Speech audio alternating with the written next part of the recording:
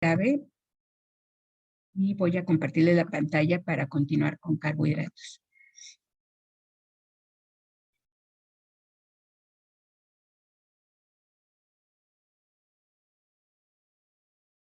Ya ven la pantalla, ¿verdad? Sí, sí se ve. Bien, bueno, entonces, si recuerdan en la clase pasada, dimos una breve introducción acerca del tema de carbohidratos. Sin embargo, hoy quise poner esta imagen que habla de la unidad pasada. Es muy importante que ustedes vayan integrando toda la información que vamos viendo en cada unidad. Si bien dividimos los temas para poderlos ir revisando, pues cada una de las unidades las tenemos que ir integrando. El siguiente semestre ustedes van a revisar metabolismo, van a revisar la estructura celular y van a ocupar todo esto de las biomoléculas que estamos revisando ahora, pero de manera integral. Entonces es importante que vayamos integrando cada uno de los temas con los pasados. Entonces, por eso me quise regresar a esta imagen. Esta imagen es la reacción de la formosa, ahorita se lo escribo por ahí, y habla justamente del origen de los carbohidratos. ¿Se acuerdan que la semana pasada estuvimos hablando un poquito acerca de cómo se originaron o cómo pudieron surgir las primeras biomoléculas antes de que los seres vivos se originaran en el planeta? Y pues mencionamos que la propuesta que existe es una posible síntesis abiótica de las primeras biomoléculas. Por ahí, si tuvieron oportunidad de escuchar la conferencia, me parece que fue muy clara, muy concreta la doctora exponiendo justamente estos aspectos. Si no la pudieron escuchar, queda grabada ahí en el link que les pusimos, queda grabada ahí para que en algún momento la puedan ver. Pero bueno, ¿qué propone esta reacción de la formosa? Propone que a partir de una molécula de formaldehído, de la cual se tienen muchas evidencias que se pudo ver formado de manera en la síntesis prebiótica, es decir, en las condiciones de la tierra primitiva, esa molécula se pudo ver formada. Entonces, que dos moléculas de formaldehído se pudieron fusionar. Ya vimos que como catalizadores podría haber estos compuestos cianogénicos, podría haber exceso de temperatura y exceso de radiación, y formar una molécula de glicoaldehído, esta convertirse en gliceraldehído, y el gliceraldehído es una triosa, ¿se acuerdan? O sea, es una triosa, es el carbohidrato, digamos, más sencillo. Y este gliceraldehído se puede interconvertir con dihidroxicetona, que entonces estos dos son las triosas más pequeñas que existen en la naturaleza y son isómeros funcionales, es decir, el primero tiene un grupo aldehído y la dihidroxicetona pues tiene un grupo cetona. Entonces son isómeros funcionales. Y que a partir de estas dos triosas, en el metabolismo actual, a partir de esas triosas se pueden formar otros monosacáridos, ya sea en la fotosíntesis o en otras rutas metabólicas, y entonces justamente que a partir de dihidroxicetona y otro compuesto y otra molécula de formaldehído se pudo formar la eritrulosa y esta a su vez da lugar a triosa, es decir, a partir de la fusión de dos moléculas de formaldehído se puede formar una triosa, la triosa más sencilla o el monosacárido más sencillo que existe en la naturaleza, y a partir de ese se pueden formar otros azúcares. Entonces, eso nada más para recordar cómo en el origen del planeta pudieron surgir los primeros carbohidratos pues ahora sabemos que esos carbohidratos surgen a partir de las células, o sea, pueden ser sintetizados en la célula, y la fuente principal de carbohidratos actualmente, pues es la fotosíntesis. O sea, las algas, algunas bacterias fotosintéticas y las plantas pueden transformar la energía luminosa en energía química y a partir de esa energía química pueden sintetizar azúcares solamente tomando el CO2 de la atmósfera. Entonces, por eso se dice que los organismos autótrofos o fotosintéticos son la base de la pirámide de los organismos, porque ellos pueden transformar la energía luminosa, sintetizar carbohidratos a partir del CO2 atmosférico, y esos carbohidratos los utilizamos el resto de los seres vivos para funcionar. Entonces, ahora a través de la fotosíntesis, pues es que se pueden obtener la mayor parte de los carbohidratos. Sin embargo, los organismos heterótrofos como nosotros también podemos sintetizar carbohidratos y ya verán ustedes el siguiente semestre a partir de qué rutas se pueden generar. La clase pasada también mencioné un poco acerca de la clasificación, pero creo que no fui clara al describir cómo podemos clasificar a los carbohidratos. Entonces, aquí en esta imagen estoy tratando de representar tres formas de clasificarlos. La primera, que es, digamos, como la clasificación más general, habla del número de unidades que forman a los carbohidratos. Y en ese caso podemos hablar de monosacáridos, es decir, que solo tienen una unidad, de oligosacáridos, que tienen varias unidades, y dentro de los oligosacáridos, perdón, están los disacáridos, que son muy importantes y más adelante vamos a mencionar a varios de ellos, como la sacarosa, la lactosa. Los disacáridos están formados de 2 unidades, los oligosacáridos de varias unidades, de 2 o más unidades, pero son pequeñas cadenitas de monosacáridos. O sea, si se unen 2 monosacáridos, forman un disacárido. Si se unen varios monosacáridos, forman un oligosacárido. Y las cadenas más grandes en la familia de los carbohidratos se llaman polisacáridos, es decir, cadenas de muchas unidades, de muchos monosacáridos unidos por enlaces glucosídicos o glicosídicos, que igual más adelante vamos a revisar. Pero entonces, esta primera clasificación se refiere a cuántas unidades forman a esa molécula.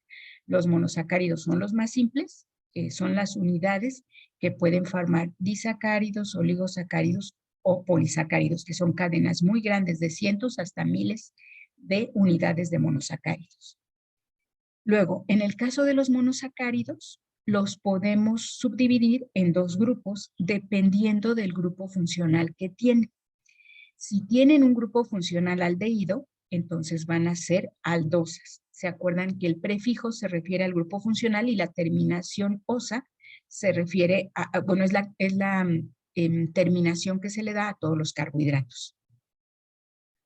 Y si tienen el grupo funcional ceto o carbonilo, entonces serían cetosas. Ajá, entonces puede haber monosacáridos aldosas o monosacáridos cetosas, dependiendo del grupo funcional principal que tienen los monosacáridos. ¿Se acuerdan qué otro grupo funcional tienen los monosacáridos, además de aldehído o cetona? Sí, Octavio. ¿Alcoholes? Exactamente, el grupo hidroxilo o el grupo alcohol. Entonces, ese está presente en todos, pero unos pueden tener el aldehído y otro el grupo ceto, y este es un grupo que tiene mayor prioridad sobre el alcohol, por eso se denominan o aldosas o cetosas.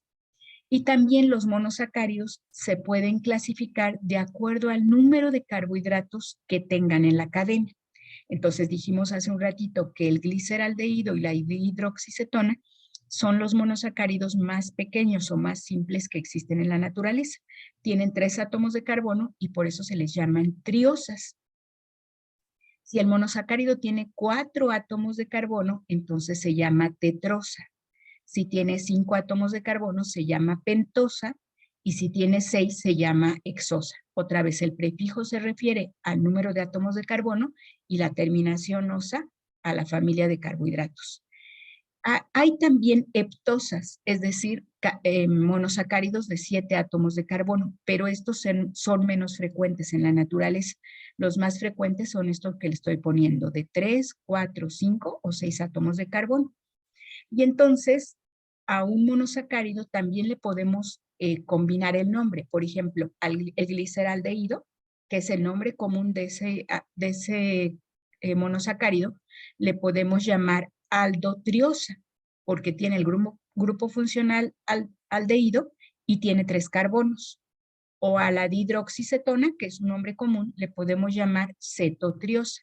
Entonces, podemos combinar estas 2 formas de clasificación, la del grupo funcional y la del número de átomos de carbono, y entonces podríamos tener una aldopentosa o una cetohexosa. ¿Sí me explico, muchachos? Y bueno, y además, los monosacáridos tienen un nombre común. Entonces, cuando decimos glucosa o decimos ribosa, estamos hablando de un nombre común. Aunque es común, se usa mucho en nombrarlos de esa manera y por eso también los llamamos de esa forma, ¿no? También los podríamos llamar de acuerdo a la nomenclatura de la IUPAC. Siguiendo las reglas de la nomenclatura de la IUPAC, también podríamos nombrar cada una de las moléculas. Sin embargo, es más común usar el nombre común para nombrarlos. ¿Dudas aquí en la clasificación, muchachos? Porque me parece que la clase pasada sí había quedado confusa esta parte. ¿No? No, creo que de la clasificación no. Nos Ok, dijo que podía ser cetoexosa, o cómo nos sí. había dicho. Les decía que un azúcar, y ahorita lo voy a ver con ejemplos, que un azúcar, por ejemplo, la glucosa, es una aldohexosa, porque tiene grupo funcional aldehído y tiene 6 carbonos. Entonces podemos combinar esta parte del nombre que se refiere al grupo funcional con el nombre asignado dependiendo del número de carbonos que tiene. Entonces la glucosa, por ejemplo, la podríamos llamar como aldohexosa. Es decir, le pones el prefijo del grupo funcional principal a este y le llamas aldohexosa. Ah, Dime, ok, muchas ¿sí? gracias. Ok. Dime, Sí. Octavio. También nos había dicho que si lo ciclizábamos se llamaría, por ejemplo, aldohexopiranosa. Exacto, que ahorita vamos a ver otra vez esa parte que de hecho el doctor Rafael me hizo una observación de algo que yo no les indiqué con claridad y lo vamos a revisar más adelante. Es importante que, bueno, algo que no puntualice es que la forma lineal de los azúcares, de los monosacáridos que yo les pinté, que ahorita se las voy a mostrar, a ver, aquí, sí, aquí están representados de forma lineal, todos. Esta es la forma que adoptan cuando están en cristales, cuando están secos, digamos. O sea, si yo tengo un frasquito de glucosa o un frasquito de gliceraldehído, perdón, van a estar así lineales como los tengo aquí. Pero en medio acuoso es cuando a partir de los compuestos de 5 o de 6 carbonos, es decir, las pentosas o las hexosas, permítanme un momento. Adelante. Perdón. Entonces, a partir de compuestos de 5 o de 6 carbonos, se pueden ciclizar. ¿Cuándo se ciclizan? Cuando están en medio acuoso. Como en la célula tenemos abundancia de agua, por eso las pentosas o las hexosas generalmente se encuentran ciclizadas, pero eso es algo que yo no les dije, yo nomás les dije que se podían ciclizar. Se ciclizan justamente por la presencia de agua.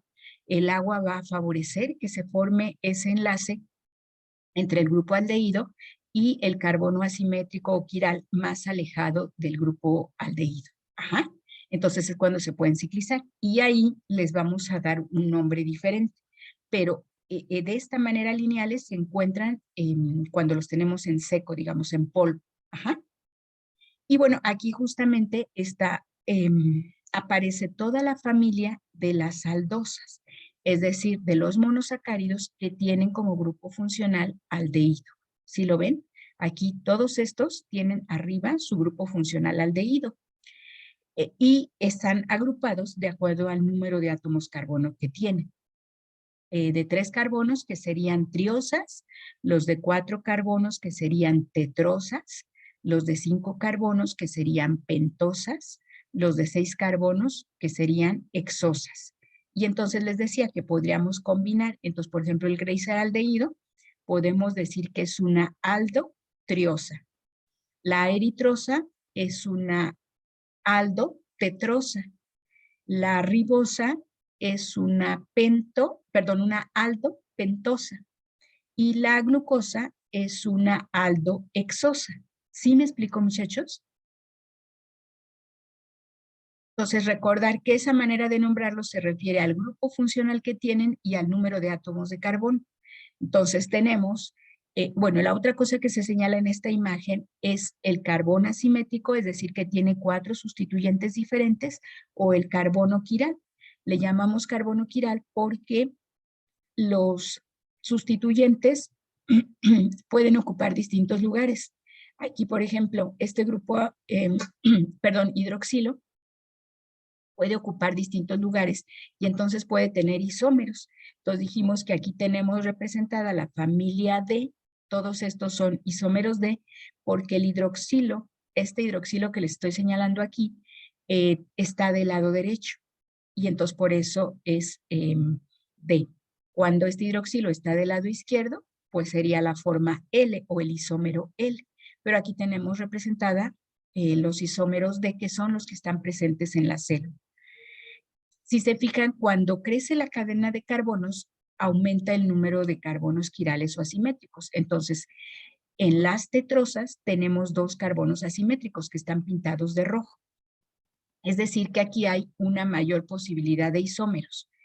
En las pentosas hay 3 carbonos quirales o asimétricos, entonces también se incrementa el número de isómeros posible.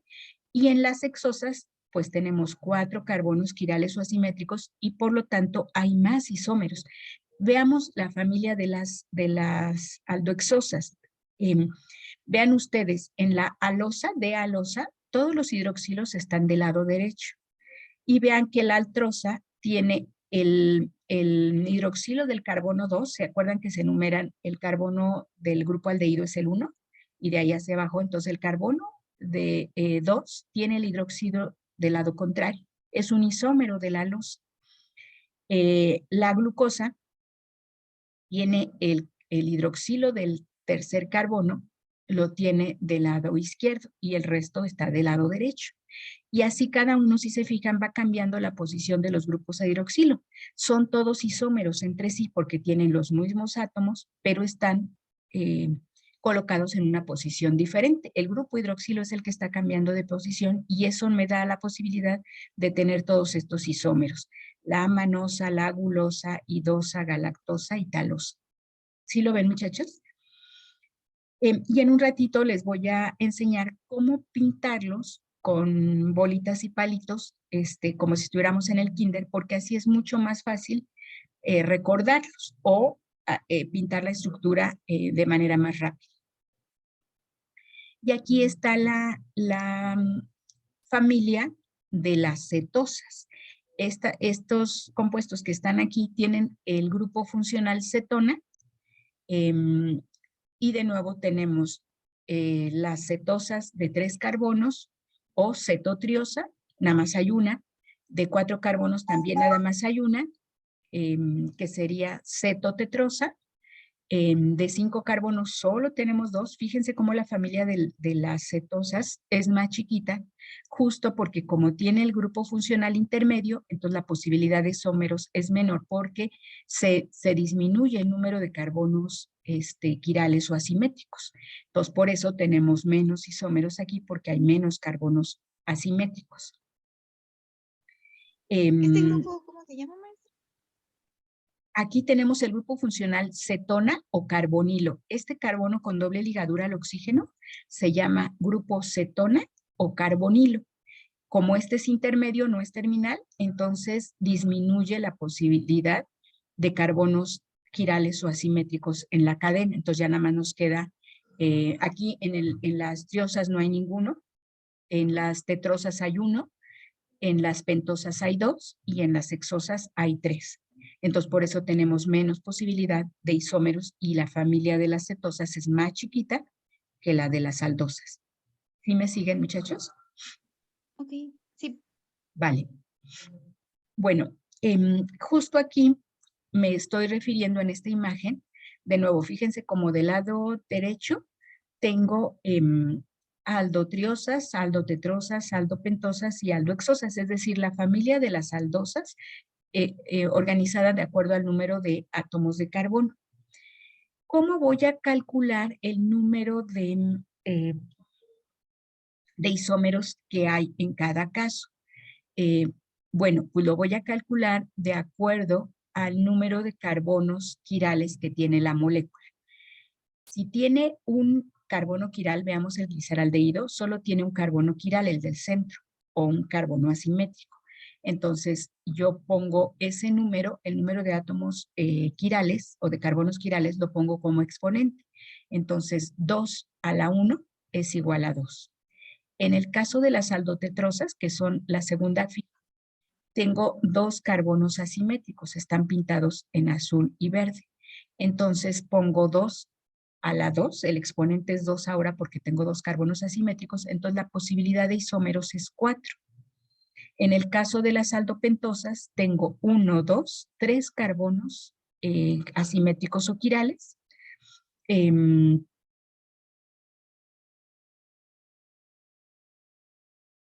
Perdón, tengo 4.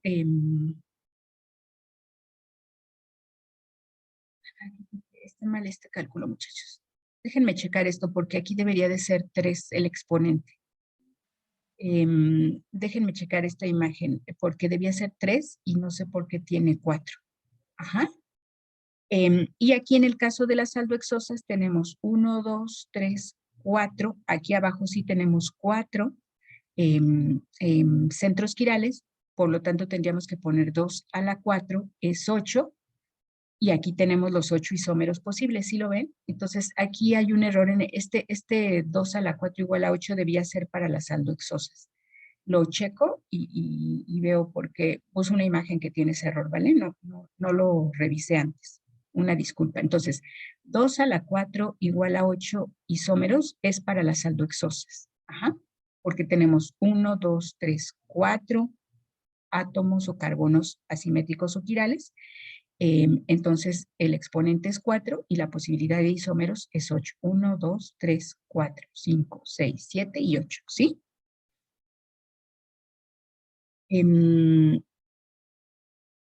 Y lo mismo sería para las cetosas. También se identifica el número de carbonos asimétricos, se usa como exponente y entonces eso nos va a decir el número de isómeros posibles para esa familia o para ese subgrupo de compuestos.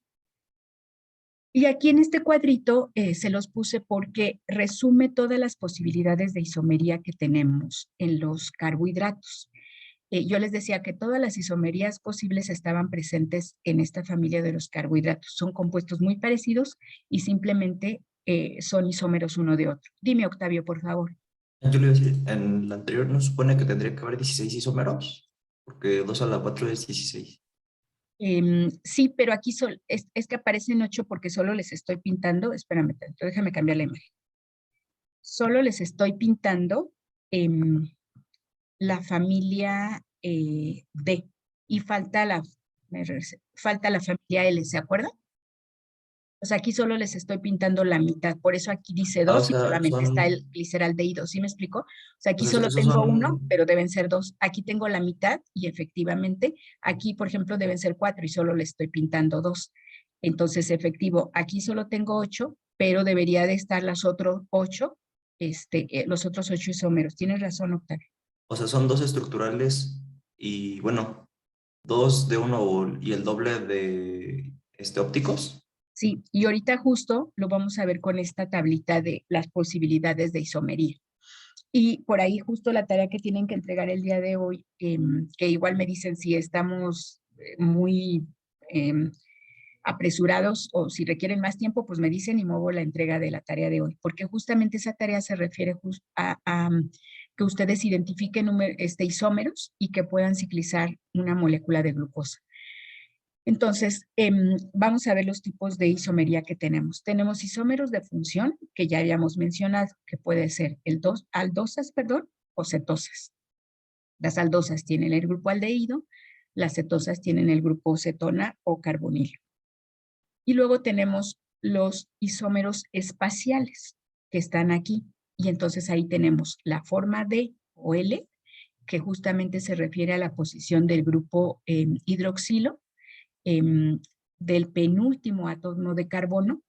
En la glucosa sería el carbono 5, en el gliceraldehído es el carbono 2, y dependiendo de la posición del penúltimo grupo hidroxilo, si está del lado D, lo llamamos D, y si está del lado derecho, lo llamamos D, si está del lado izquierdo, lo llamamos L, ¿sí? Y tenemos otra isomería espacial, que son justamente los epímeros. Los epímeros son isómeros estereoisómeros de otro compuesto que tiene una configuración diferente en solo uno de los centros quirales. Eso es decir, un epímero de otro compuesto es aquel que solamente difiere del primero en la posición de un grupo hidroxilo. Justo lo que tenemos que hacer es ejercicios para identificar de cada compuesto cuál es un epímero de otro para que sea más fácil que ustedes lo visualicen. Y tenemos también en la isomería espacial, de los anómeros. Los anómeros, solo los podemos identificar cuando el compuesto está ciclizado. Entonces, igual, según la orientación que tiene el hidroxilo en la primera posición, puede ser alfa, que está hacia abajo, o puede ser beta si está hacia arriba. Igual lo vamos a ver cuando tengamos los compuestos ciclizados y ahí vamos a identificar cuál es alfa y cuál es beta. La isomería D y L no se pierde cuando están ciclizados. Entonces, ese compuesto podrá ser D o L, pero además va a ser alfa o beta. Ahorita lo vamos a ver. Y bueno, ya habíamos visto que la forma ciclizada puede ser en forma de un pirano con 6 elementos incluido el oxígeno o la forma de un furano con 5 elementos incluido el oxígeno. Y la otra forma de isomería que podemos encontrar en los carbohidratos o los monosacáridos, mejor dicho, es la isomería óptica. Si es dextrógiro o levógiro, es decir, si gira la luz polarizada hacia la derecha, entonces es dextrógiro y le ponemos el signo positivo. Si gira la luz polarizada hacia la izquierda, es levógiro y le ponemos el signo negativo. No quiero que se impacten o impresionen con todos estos tipos de isomería. Solo quiero que ustedes puedan reconocer cuando vean en algún texto que diga, por ejemplo, más de alfa glucopiranosa, que sepan a qué se refiere el más, que sepan a qué se refiere el D y que sepan a qué se refiere el alfa. ¿Sí me explico? Es solamente para que ustedes sepan que es una forma diferente de isomería, pero no se compliquen la vida al ver tantos tipos de isomería o no se asusten con los carbohidratos a ver tanto tipo de isomería. Simplemente es que cuando usted lean en cualquier texto menos L beta o más de alfa, sepan a qué se refiere cada uno de esos, que es un isómero particular el que estamos revisando. Y poco a poco vamos a ir identificando los tipos de isomería que son más comunes. Por ejemplo, los anómeros o los epímeros, ¿sí?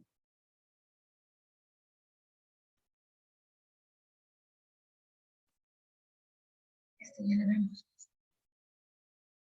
Bueno, yo les he estado diciendo, sí, ¿alguien me quiere preguntar algo?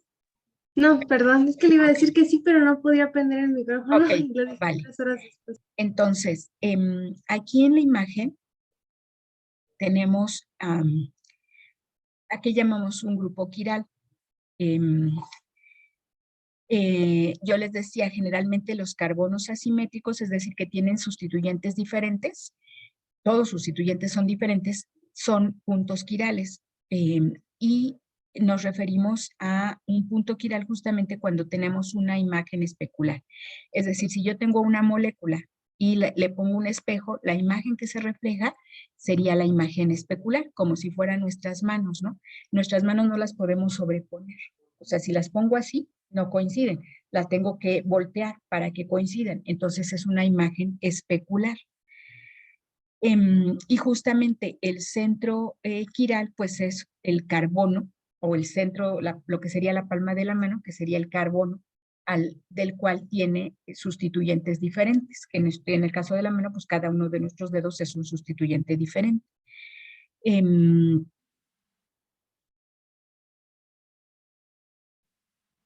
Y entonces, como tenemos sustituyentes diferentes, pues entonces podemos tener isómeros quirales o imágenes especulares.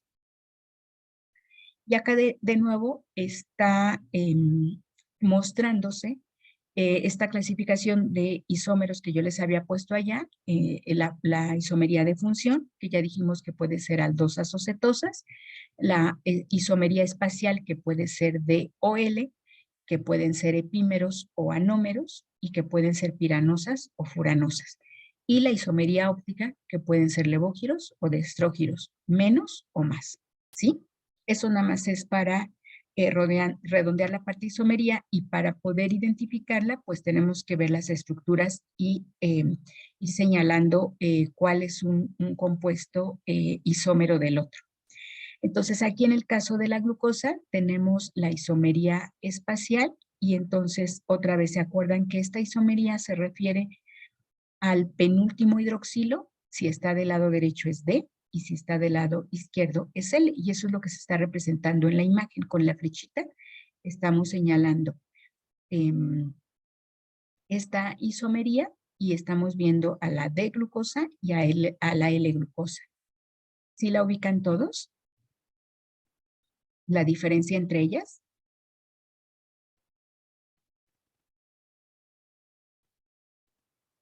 Sí, Sí, Ok, muchachos. Y aquí tenemos el ejemplo de un epímero. Decíamos que es un estereoisómero o un isómero espacial, perdón, que difiere del otro o que se distingue del otro solamente por la posición de un sustituyente. Entonces aquí tenemos a la D-glucosa y a la D-manosa, y vean, con la flecha se está señalando cuál es la diferencia. En la D-glucosa, el hidroxilo del carbono 2 está del lado derecho, y en la D-manosa, el hidroxilo está del lado izquierdo. ¿Sí lo ven? Fíjense por qué las dos son D, porque el penúltimo hidroxilo está en los dos casos del lado derecho, por eso ambas son D. Pero la del lado izquierdo es la glucosa y la del lado derecho es el isómero manosa, porque difiere solamente en la posición del hidroxilo del carbono 2. Entonces, estas dos moléculas son epímero uno de la otra. Difieren solo en la posición de un grupo hidroxilo. ¿Sí me explico aquí, muchachos? sí, Ok, y ahora vean en el caso de los anómeros. ¿Se acuerdan que decíamos que en medio acuoso los monosacáridos de 5 o de 6 átomos de carbono van a tender a ciclizarse, a formar un anillo? ¿Cómo se forma ese anillo? Pues va a reaccionar el grupo funcional principal, en este caso el aldehído, con el penúltimo hidroxilo de la molécula. Fíjense cómo se está plegando la molécula de una manera muy rara, como hacia arriba. O sea, este es el grupo funcional aldehído en verde, y se pliega hacia arriba. Entonces, el penúltimo hidroxilo que tiene la molécula, el del carbono 5 en este caso, es el que va a reaccionar con este grupo aldehído para formar un anillo, y el carbono 6 queda hacia afuera de la cadena. Entonces, cuando se ciclizan, en este caso, vean que la posición del grupo hidroxilo puede quedar hacia abajo, es decir, el anómero alfa, o hacia arriba, es decir, el anómero beta, ¿sí? Entonces, los anómeros los vamos a identificar solamente en el caso de que la molécula esté ciclizada. ¿Sí lo ven? Y aquí está señalado. Ajá. sí. Aquí está en posición alfa y aquí está en posición beta.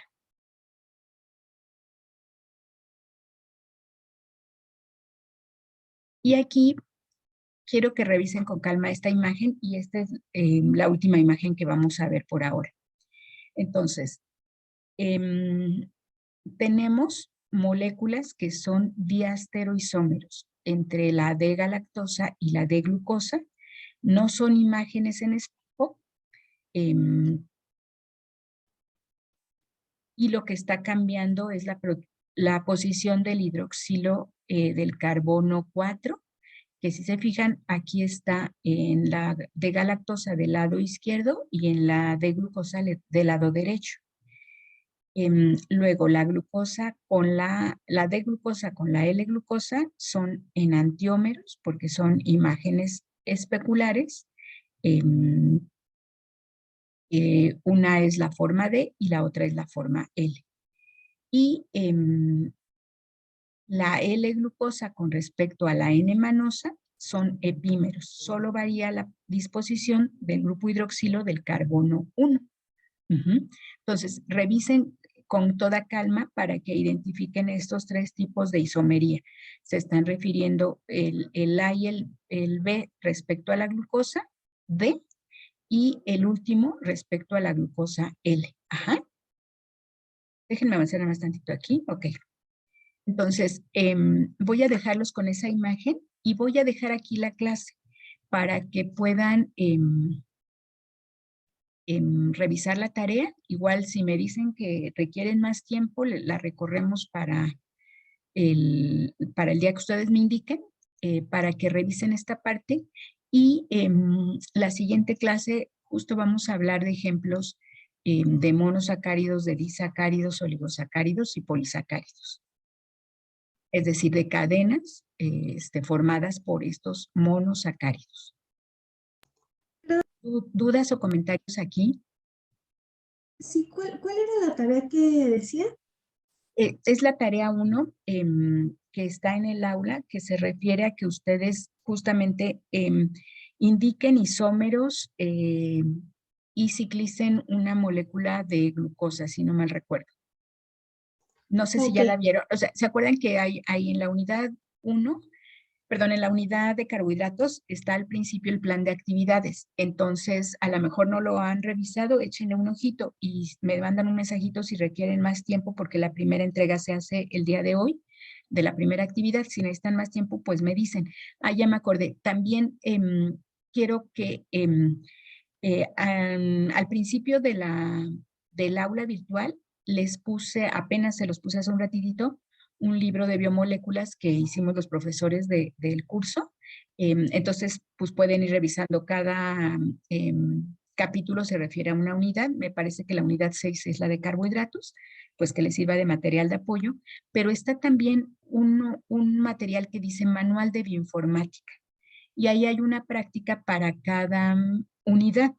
Entonces, entre hoy, mañana o el día que ustedes puedan, hagan la práctica de carbohidratos, porque justamente la idea es que entren a la página de Glicam, que es un centro de bioinformática, y puedan construir moléculas de monosacáridos o de oligosacáridos, pero puedan verlas en 3D. Ahí mismo está, me parece que el visualizador que está ahí es el de Gmol, y entonces pueden visualizarlas ahí mismo y moverlas, y eso les va a ayudar mucho a aclarar esta parte de monosacáridos.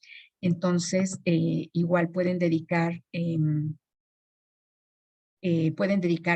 tiempo para hacerlas. Muchas gracias, Samantha. Ya me dice Samantha que las tareas tienen la fecha del año pasado y por eso no las están visualizando. Ahorita corrijo eso para que las puedan visualizar, ¿vale?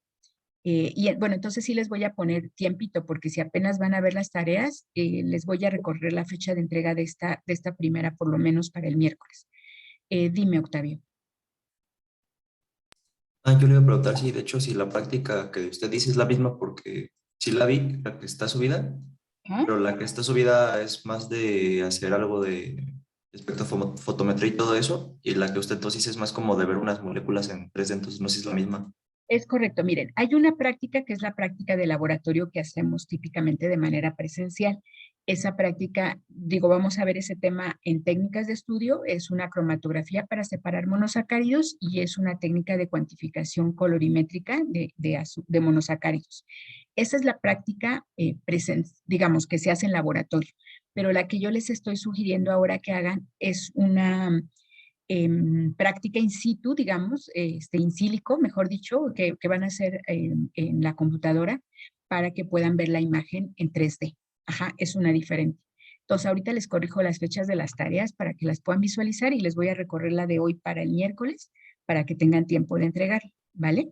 Entonces no le hacemos caso a la práctica que está ahí, ¿verdad? A la de... La de laboratorio sí la Ajá, vamos esa. a ver. De hecho, como no vamos a venir todavía para esa fecha de manera presencial, les vamos a poner un video, se las voy a explicar aquí en la clase cuando veamos técnicas de estudio.